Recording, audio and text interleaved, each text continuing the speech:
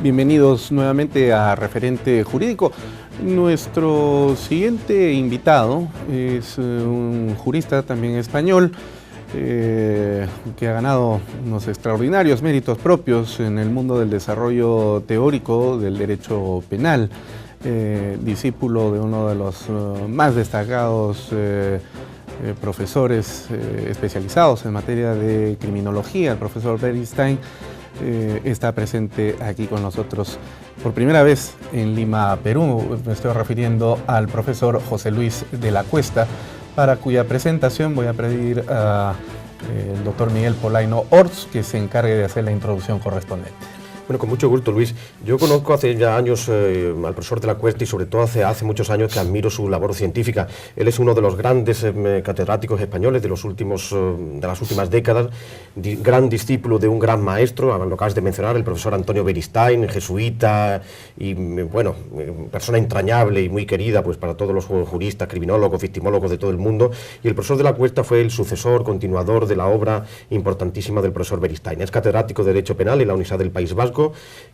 Ha vinculado extraordinariamente la relación, ha intensificado la relación entre el derecho penal, la criminología, la victimología, mediante el concepto de humanismo, el principio de humanismo, de humanidad, y además también ha realizado una labor muy importante de internacionalización del derecho penal. Ha sido el primer español que presidió la Asociación Internacional de Derecho Penal durante 10 años, del año 2004 a 2014.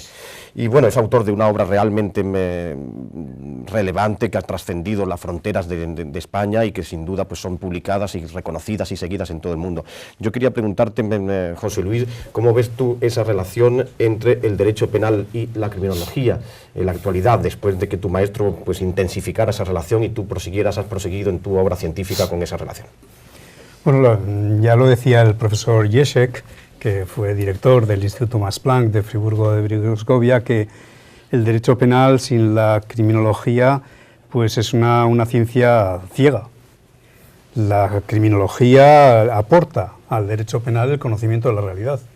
Y ese conocimiento de la realidad de los fenómenos criminales, de la realidad de las personas que cometen los hechos, de las características particulares de cada una de las manifestaciones que tienen esos delitos, es fundamental si queremos formular adecuadamente las leyes penales, los tipos que describen las figuras delictivas que queremos prevenir, queremos evitar que se cometan y por eso amenazamos con una pena, y si queremos también hacer una ciencia del derecho penal que tenga en cuenta el modo en que funcionan esas formulaciones normativas, porque la criminología también quiere aportar la evaluación del sistema penal, ver si se acaban consiguiendo los objetivos que se persiguen, ver cuáles son los delitos que más se cometen, aquellos que más se persiguen, los que menos se persiguen, por qué se persiguen menos. Todo esto hace que el derecho penal pueda ser no ciego, sino perfectamente evidente a través de la criminología, pero al mismo tiempo pone de manifiesto que la criminología sin el derecho penal pues no tiene sentido. Por lo tanto, la imbricación es una imbricación total. Ahí yo soy sucesor, como bien se ha dicho, de la enseñanza de Antonio Beristain, que humildemente quiso hacer en San Sebastián un proyecto parecido al que se hacía en Friburgo, con esa integración del derecho penal y la criminología bajo el mismo techo, que es un poco el lema del Instituto Max Planck de Friburgo de Brisgovia. Profesor de la Cuesta, ¿la relación entre el derecho penal y la criminología es de manera directa, inmediata? ¿O es que quizás por todo lo que usted ha explicado sobre la criminología y su naturaleza básicamente teórica, para imbricar con el derecho penal se vale de la política criminal que le dice al derecho penal qué cosa es lo que se debe criminalizar y no en función de esas características criminológicas? ¿Hay una especie de tríada necesaria o es eventual la relación entre estos tres elementos de la Enciclopedia de las Ciencias Penales? Hay una tríada clarísima, pero la criminología se formula no como una ciencia teórica, sino como una ciencia empírica. El objetivo de la criminología es conocer la realidad. El objetivo de la criminología es poder detectar cuáles son esos pilares del funcionamiento de la sociedad que deben ser constituidos como bienes jurídicos. Cuáles son las manifestaciones en las que se produce la agresión que merece ser contemplada desde el derecho penal, que merece ser calificada como el derecho penal como delito cuando estamos hablando de esos bienes jurídicos. ¿Cuál es la pena que resulta más apropiada? ¿Cuál es el modo en que se ejecuta esa pena y si sirve a los objetivos perseguidos? Muy frecuentemente las reformas penales se han hecho desde los despachos. Yo recuerdo a Manuel López Rey, un eminente criminólogo, con mucho prestigio y mucho protagonismo en el ámbito internacional, pues trabajó intensamente en el ámbito de las Naciones Unidas. Como decía, una reforma penal hecha desde el despacho no tiene las mínimas garantías de poder acertar. El derecho tiene que servir a esa realidad, tiene que servir a hacer realidad en la vida de todos los días esos valores que se quieren proteger. Y solo de la mano de la criminología cuenta el derecho con esos elementos que ya no es la jurisprudencia, la manera en que se interpretan las normas, sino el modo, el efecto que esas normas tienen en la realidad, en esa realidad que quiere proteger. También una garantía, José Luis, de que pues las reformas penales hechas no solo desde los despachos, sino teniendo en cuenta la realidad, una garantía de que pueda ser mínimamente exitosa es tener también en cuenta otro aspecto que tradicionalmente olvidado, que es la victimología. También tu maestro Antonio Beristain fue el padre de la victimología también en España, y tú también has continuado, tú y tu escuela jurídica, pues habéis continuado también interesantemente esa línea, ¿no? ¿Qué papel jugaría la victimología en esa tríada que habéis comentado? Permíteme, se ha puesto muy en boga con la reforma procesal penal aquí en el Perú, donde se ha venido dando ese proceso de implementación del modelo acusatorio que ahora sí relieva la figura de la víctima, ¿no? Sí, no sé, durante la historia y sobre todo durante los últimos 3 siglos hemos ido considerando que para hacer un derecho penal realmente justo había que poco menos que marginar, dejar de lado a la víctima. La víctima solo podía aportar, sobre todo en el proceso, pero en general en el derecho penal, ¿no? Solo las demandas vengativas, la vindicación, y parece que eso no debía ser parte de la justicia. Sin embargo, la propia criminología ya puso de manifiesto que muchos hechos delictivos no se entienden si no se conoce cuál fue el comportamiento de la víctima. Que incluso a veces, para conocer cuál es la gravedad de la responsabilidad del agresor, hace falta conocer también lo que hizo la víctima. Y ahí tenemos toda la línea de la victimodogmática, que trata precisamente de aquilatar bien qué es lo que ha sucedido teniendo en cuenta el comportamiento de la víctima. Pero los excesos que provocaron esa manera de tener tan en cuenta lo que había hecho la víctima, llevaron a que desde diversos sectores, y muy en particular fue el sector feminista en los años 70, donde se produjeron muchos procesos, sobre todo en materia sexual, donde más que preocuparse por qué es lo que había hecho el agresor, pues se preocupaba si la víctima era una víctima que merecía ser considerada más o menos honesta, si llevaba una falda más o menos larga, si llevaba un escote más o menos interesante. Y en esa inversión que se produjo del propio proceso penal se puso de manifiesto que se estaba criminalizando a la víctima, cuando la víctima lo que debe recibir del derecho penal es protección. Y es ahí donde entra fundamentalmente la obra de Antonio Beristain, diciendo: la víctima, el derecho penal tiene que tener una perspectiva victimal, tiene que pensar que hacer justicia es hacer justicia a la sociedad, pero también, y muy en particular, a aquellos que más las necesitan, que son las propias víctimas. Y esa justicia, que es muy compleja, porque la victimización no se puede borrar. Cuando uno es víctima, lo es, vamos a decir, para siempre.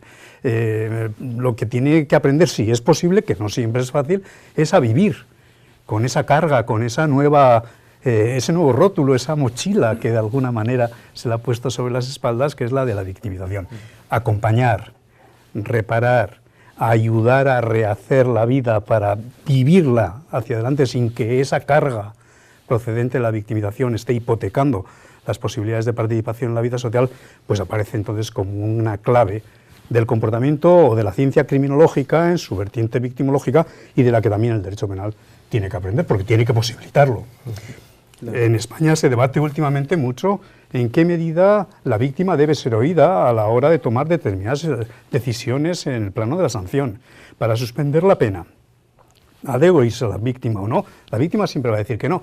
No es para saber si la víctima quiere o no, pero para el juez puede ser muy importante saber si la víctima se va a encontrar o no con el delincuente, porque la suspensión condicional de la pena suele poderse acompañar de la observancia de reglas, del establecimiento de deberes, y el juez puede establecer deberes o reglas para proteger también a la víctima en ese ámbito. Por tanto, no se trata de hacer que las víctimas estén presentes para que la venganza privada vuelva a estar presente en el proceso, sino hacer que se escuche a las víctimas, que se conozcan sus necesidades, que se trate de acompañarlas y dar las respuestas para que también la línea punitiva, la respuesta penal que se adopte por parte del juez en el marco de lo establecido por la ley, atienda a las necesidades de quienes han sufrido directamente pues, el resultado dañino consistente, claro, en que consiste el delito.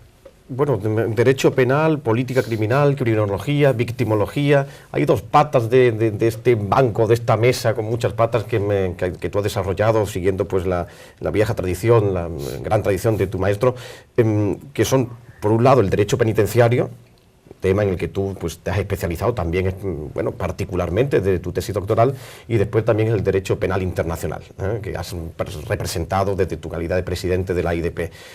Estas dos patas, ¿no?, tan importantes y también en parte tan diversas, ¿cómo las imbricamos en este esquema general del derecho penal? Bueno, el derecho penal penitenciario fue ciertamente mi primera aproximación al derecho penal. Yo, cuando empecé a trabajar en la tesis doctoral, empecé a pensar en la pena con el profesor Antonio Bristein, de la mano del profesor Antonio Bristein, y fui centrándome progresivamente en su ejecución, y no solo en su ejecución, sino incluso en el trabajo penitenciario, entendiendo que era un elemento clave el trabajo en la prisión para entender lo que es la propia organización de la prisión e incluso para transformar lo que puede ser la propia vida prisional.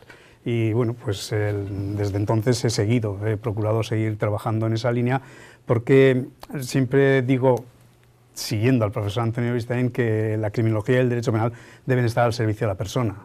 Y si hay algún ámbito en el que precisamente la pena se presenta con toda su contundencia respecto a la persona, es precisamente la de privación de libertad.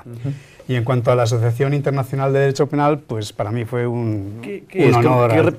¿Qué es la asociación? ¿Qué es la IDP? ¿Cómo representa a los juristas? ¿Cómo pueden participar los juristas en ella? Sí. Un poco un resumen, ¿no? La Asociación Internacional de Derecho Penal es la asociación más antigua que existe en el área de las ciencias penales y bueno, pues es... En Europa. En el mundo. En todo el mundo. En el mundo.